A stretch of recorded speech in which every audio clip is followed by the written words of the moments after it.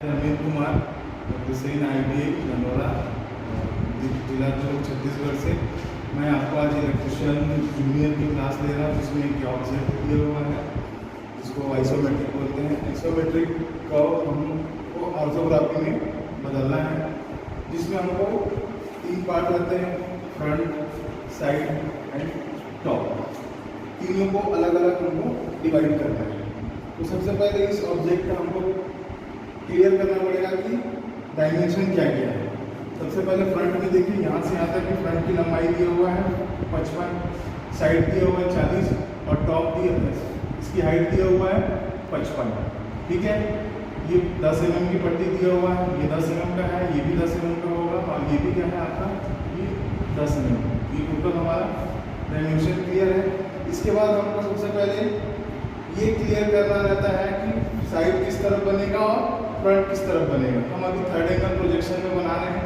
Third angle projection में जैसा आपको ऑब्जेक्ट दिख रहा है उसी हिसाब से हमको बनाना है। जैसे हमारे राइट में क्या है, साइड है, और लेफ्ट में क्या है हमारा, फ्रंट। उसी हिसाब से हमको राइट में बनेगा साइड और लेफ्ट में बनेगा हमारा फ्रंट।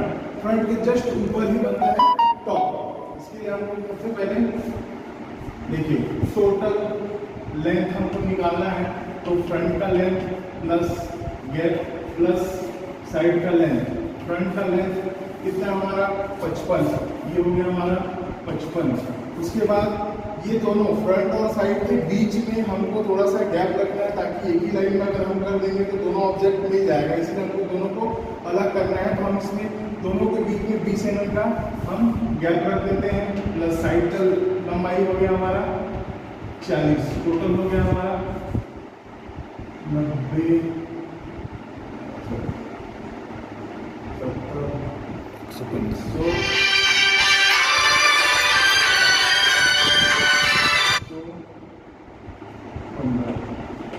ठीक है, ये टोटल हमको लंबाई लेना है 115। अब आ रहा है टोटल हाइट कितना लेना है। टोटल हाइट हमको लेना है फ्रंट का हाइट प्लस दोनों के बीच में हमको गैप रहेगा, उसको हमको गैप को लिखना है, प्लस साइड का लेंथ। इसके बाद फ्रंट की हाइट हमारा कितना दिया हुआ है 55, प्लस गैप हम इसमें 20 रखेंगे और साइड का लेंथ कितना है 40। ये हमारा हो जाएगा 115। इसके बाद हमको मिल गया टोटल हमको लंबाई कितना लेना है, टोटल हमको हाइट कितना लेना है। बस आपको यहाँ से आप स्केल देखिए, आप एक सीधी लाइन खींचेंगे नीचे। इसके बाद आपको कितना लेना है 55, यहाँ से आप 55 को निशान लगाएंगे। 55 के बाद से 20 लेंगे तो आप 10 mm का 10 mm और 10 mm 2 करेंगे। ठीक है, उसके बाद हमको कितना लेना है 40, यहाँ से 40 ले लेंगे।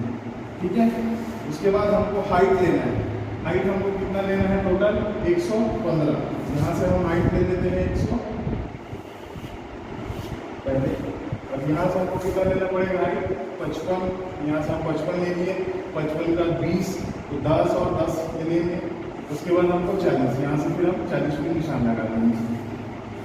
ये स्केल के द्वारा सेटिस्फायर के द्वारा सीधी लाइन खींच लेंगे। इसको भी आप सीधी लाइन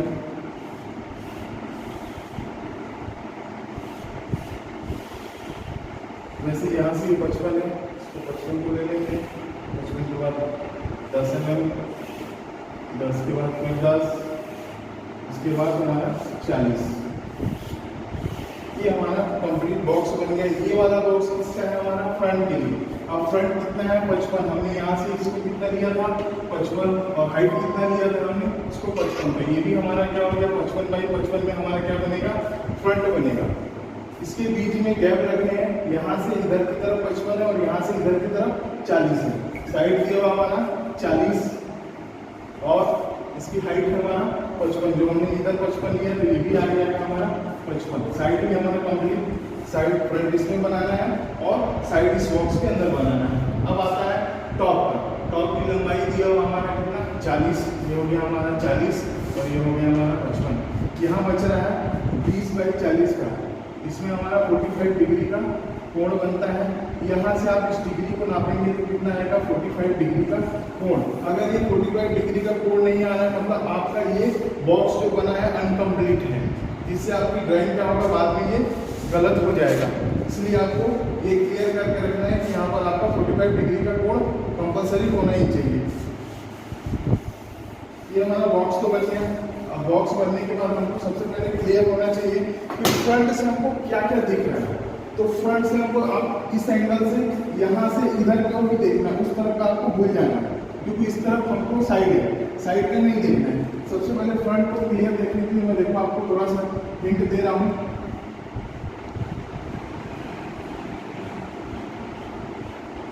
ये एल आकार का जो आप मैंने क्रॉस किया है ये आपको क्लियर दिखेगा इस तरफ से, ठीक है। उसके बाद आपको और कौन सा भाग दिखेगा, ये नहीं, ये दोनों भाग नहीं दिखेगा। उसके बाद कौन सा दिखेगा, ये ट्रायंगल जो दिख रहा है ये आपको दिखेगा, ये ट्रायंगल भाग, क्लियर। यही आपको फ्रंट से केवल दिखेगा और कोई भी चीज फ्रंट से नहीं दिखेगी, ठीक है। अब आ जाते हैं अपन साइड में। साइड में देखिए जैसे आप जाओगे ये 10 mm बाई 40 का पट्टी आपको दिखेगा। इसको मैं अलग से कर दे रहा हूँ ताकि आपको और क्लियर हो जाए कि हमको साइड से क्या दिख रहा है। ये दिखेगा साइड से। उसके बाद ये वाला दिखेगा नहीं, ये कहाँ से दिखेगा, आप ऊपर से देखोगे तो ये दिखेगा। हमको फ्रंट से क्या दिखेगा, ये वाला भाग।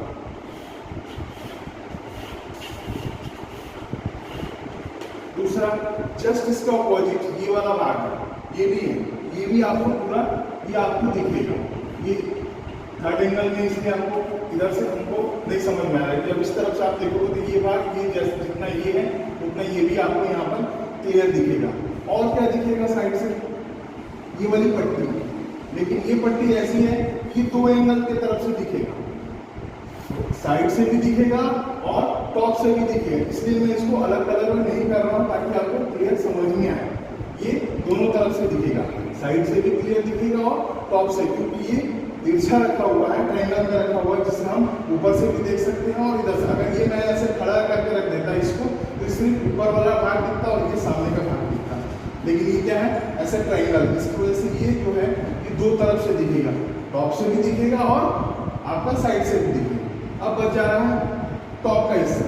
आप ये सोच लीजिए हम इसके ऊपर में खड़े हुए और ऊपर में खड़े होकर इसको देख रहे हैं कि हमको कौन कौन सा भाग दिखेगा। तो ऊपर में जैसे आप खड़े जाओ यहाँ पर आप मान लो खड़े हो और यहाँ से आप इसको देखोगे तो क्या दिखेगा, ये वाला भाग होगा। इसको मैं कलर नहीं कर रहा हूँ ताकि आपको क्लियर समझ में आए। और ये वाला भाग दिखेगा, ये वाला भाग दिखेगा और ये वाली पट्टी भी दिखेगी, ठीक है।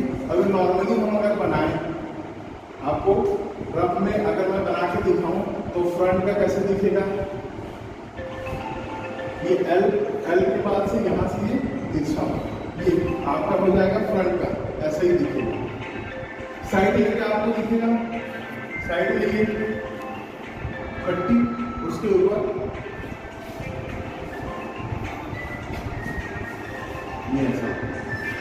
देखिए इसको क्लियर और समझाने के लिए देखिए ये एल वाला जो भाग है, एल वाला जो भाग है तो मान लीजिए इसकी ए भाग है, ये हो गया हमारा ए, और ये वाला भाग बी है, ये वाला भाग हमारा क्या हो गया डी। वैसी साइड में हम क्या मान लीजिए, ये वाला 1 मान लेते हैं, ये हो गया हमारा 1, इसको मान लेते हैं 2, इसको 3 और इसको 4, तो ये हो गया 2, 3 और 4। जस्ट ऐसे टॉप में आप जाएंगे, टॉप में आपको कौन सा भाग दिखेगा, ये आपका ये वाला भाग, इसको हम मान लेते हैं और भी मान ले सकते हैं, ए भी हो गया, सी मान लीजिए, इसको डी मान लीजिए, इसको ई मान लीजिए, ये वाला भाग,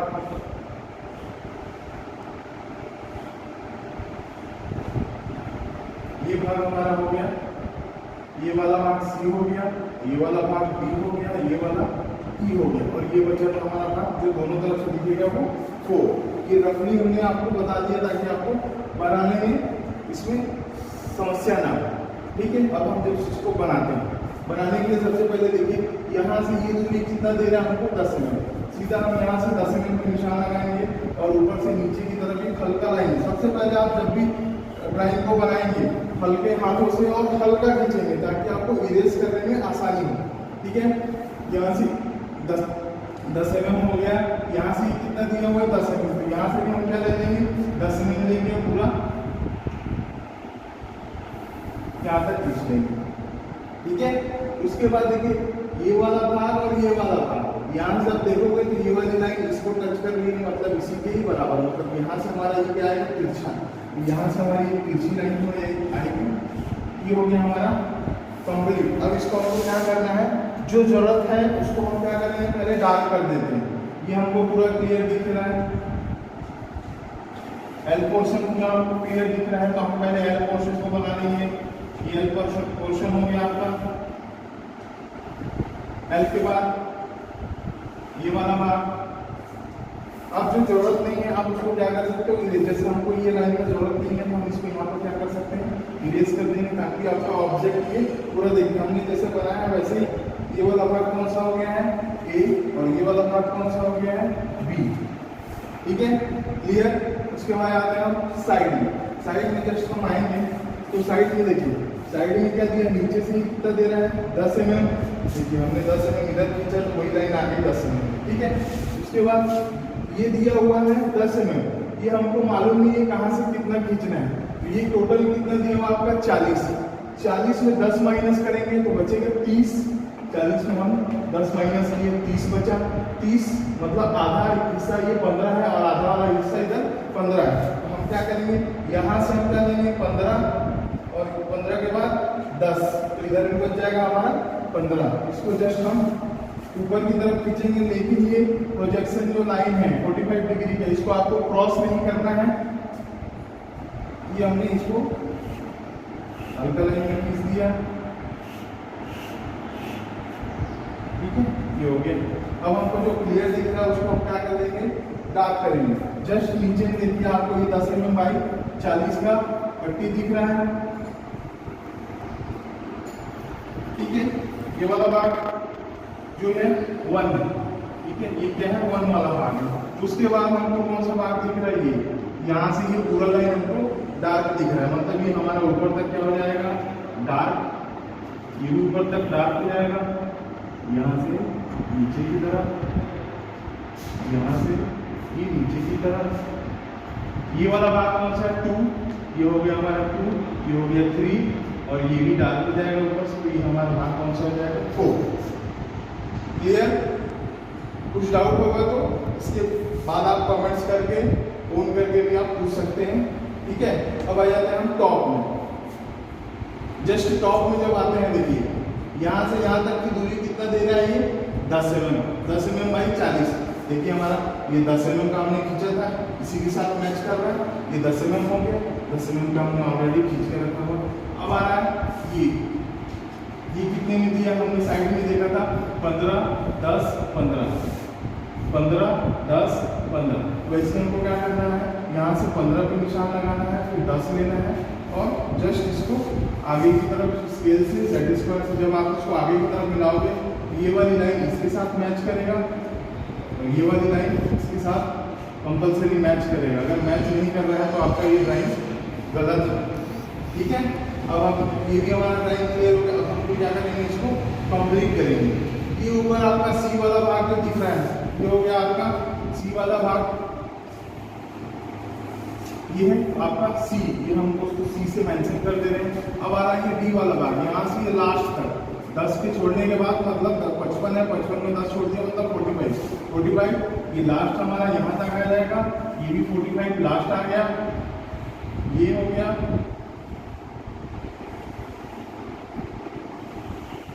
ये वाला भाग कौन सा आपका डी, ये आ गया हमारा डी वाला भाग। ये हमने ये वाला भाग हमने ई को मेंशन किया था, ये हो गया हमारा ई भाग।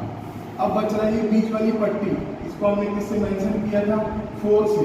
4 इस तरफ भी है और 4 यहाँ पर भी आएगा। कारण किस लिए, क्योंकि ये भाग जो है वो दोनों तरफ से दिख रहा है, साइड से भी दिख रहा है और फ्रंट से दिख रहा है। ये भी हमारा क्या हो जाएगा डार्क हो जाएगा। अननेसेसरी जो भी लाइन है उसको हम क्या कर सकते हैं, इसको इरेज कर सकते हैं। चाहे तो आप छोड़ भी सकते हो, लेकिन आपको ये क्लियर होना चाहिए ये वाली जो लाइन है एकदम पतली होनी चाहिए और ये वाली डार्क, दोनों में डिफरेंट समझ में आने चाहिए।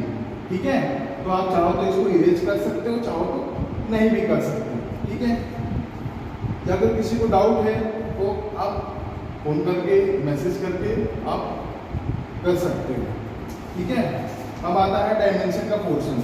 डायमेंशन एक ऐसा पोर्शन है जिसमें आपको क्लियरली साफ सुथरा आपको देना है, ठीक है।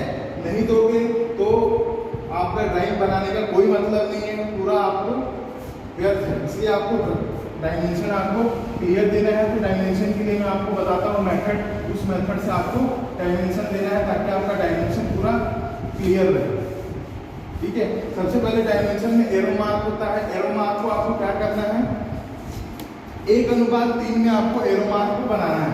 1:3 का मतलब क्या होता है? एरो मार्क जनरली हम कैसे बनाते हैं?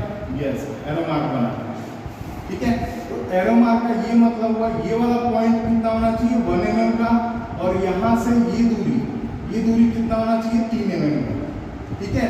तो इस लाइन से इधर 1.5 mm और इस लाइन से इधर की तरफ 1.5 mm।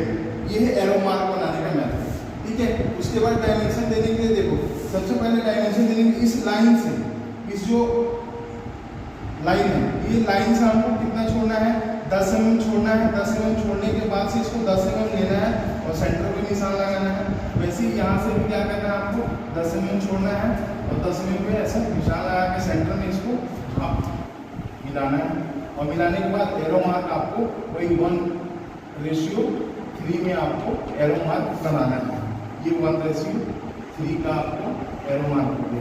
उसके बाद लाइन के जस्ट ऊपर में ही जितना भी ये डायमेंशन दिया हुआ 55, उसके सेंटर में आपको लिखना है 55। ये ध्यान रखेंगे कि आपको हमेशा ड्राइंग बनाते समय कहाँ लिखना है? सेंटर में लिखना है, ना कि आपको इस किनारे लिखना है। एकदम सेंटर में ही डायमेंशन को जितना दिया हो उस डायमेंशन को आपको लिखना है, ठीक है। वैसे आ जाता है इस साइड में भी। यहाँ से हमको कितना छोड़ना है? 10 mm। 10 mm के बाद 10 mm लेना है, फिर यहाँ से 10 mm छोड़ना है, फिर 10 mm। इसका सेंटर 5 हो गया, इसका सेंटर 5। एरो मार्क 1:3 में आपको एरो मार्क बनाना है और इसी के सेंटर में आपको लिखना है इसका डायमेंशन, जो सेंटर में इसका देना है, ठीक है। दूसरी बात ये ध्यान रखेंगे, जैसे मैंने इसको यहाँ पर 55 दिखा दिया, आप इसको बार बार दोबारा नहीं दिखाना, यहाँ पर भी 55, ठीक है। क्योंकि ऑलरेडी यहाँ से हमने 55 ले लिया, आपको यहाँ पर 55 देके डायमेंशन को और आप एग्जैक्ट बढ़ाना नहीं, जितना जरूरी है उतना ही आपको देना है, ठीक है। उसके बाद दे रहे हैं आपको ये वाला 10 mm दिखाना है। ये आपको चाहो यहाँ पर भी दिखा सकते हो, यहाँ पर भी दिखा सकते हो। हम इसको क्या कर देते हैं? ऊपर में दिखा दे रहे हैं। सेंटर से 10 mm, फिर 10 mm, यहाँ से 10 mm छोड़ना है, फिर ये 10 mm, ये हो गया सेंटर। एरो मार्क इसके ऊपर सेंटर में आपको 10 लिख देना है, ठीक है। जनरली आप ये लाइन को रखेंगे तो एकदम बराबर रखेंगे, ठीक है। अब आता है हमको इसको दिखाना है, ये 10 mm। तो चाहो तो आप इसको यहाँ पर भी दिखा सकते हो और यहाँ पर भी दिखा सकते हो। हम यहीं पर दिखा देते हैं। 10 mm यहाँ से छोड़ने के बाद 10 mm, 10 mm छोड़ने के बाद 10 mm, ये हो गया हमारा। अब ये ध्यान रखना, यहाँ पर खड़ा आ रहा है तो आप ऐसे लिटा के यहाँ नहीं लिखेंगे इसको खड़ा आ रहा है तो आपको इसको यहीं पर खड़ा लिखना है, ऐसा ना कि आपको इधर लिटा के लिखना है। इस चीज़ का आपको बहुत ध्यान रखना है कि जैसे लंबाई है तो ऐसे लाइन के ऊपर लिखना है, और एरो मार्क ऐसे आ रहा है तो ऐसे भी नहीं लिखना है, इसके बगल में ही लिखना है, ठीक है। डायमेंशन और क्लियर नेक्स्ट क्लास में आपको कर दिया जाएगा। धीरे धीरे आपको और नेक्स्ट क्लास में और मॉडिफाई और किया जाएगा। Thank you.